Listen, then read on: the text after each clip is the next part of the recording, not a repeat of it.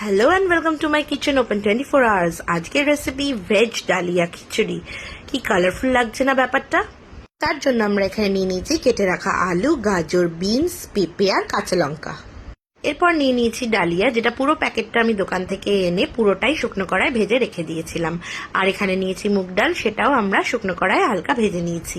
তারপরে যে চামচটা দেখালাম সেই চামচের পরিমাণে 3 চামচ ডালিয়া আর 2 চামচ ডাল দিয়ে আমরা এটাকে জল দিয়ে ভালো করে ধুয়ে রেখেছি। আর অন্যদিকে কড়াই গরম করে তার মধ্যে আমরা তেল অ্যাড করে দিয়েছি। এবার দিলাম ফোড়ন, যেটা হচ্ছে জিরে ফোড়ন, তেজপাতা ফোড়ন দিয়ে একটু নাড়াচাড়া করে তার মধ্যে সমস্ত ভেজিটেবলটা এক এক করে অ্যাড করে নিচ্ছি। এরপরে ভেজিটেবলগুলো ভালো করে আমরা মিক্স করছি। মিক্স করার পর এর মধ্যে আমরা দিয়ে দিচ্ছি স্বাদ মতন লবণ, অল্প চিনি। এই দুটো জিনিস অ্যাড করে আবার ভালো করে নাড়াচাড়া করে নিচ্ছি। তারপরে আমরা অ্যাড করছি জিঞ্জার পেস্ট, যেটা দেওয়ার পর আবার ভালো করে মিক্স করে নিতে হবে সমস্তটাকে।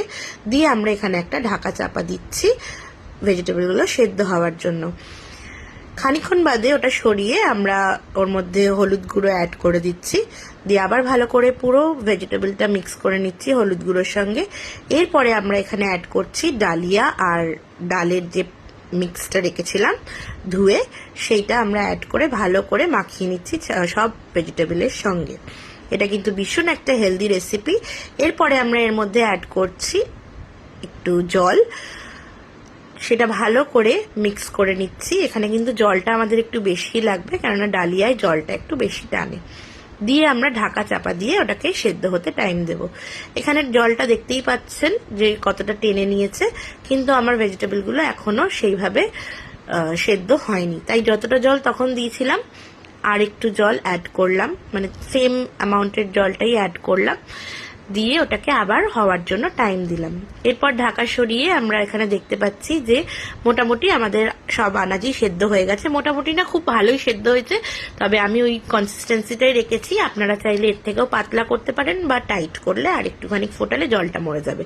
এরপরে আমরা অ্যাড করলাম 1 চামচ ঘি, আর লাস্টে অ্যাড করলাম সানরাইজের শাহি গরম মশলা। এই যে এবার বেড়ে নিয়েছি গরম গরম হেলদি ডালিয়া খিচুড়ি, সাথে নিয়ে নিয়েছি পাঁপড়। তোমরা কিন্তু অবশ্যই জানিও আমার এই রেসিপিটা কেমন লাগলো। Till then tata.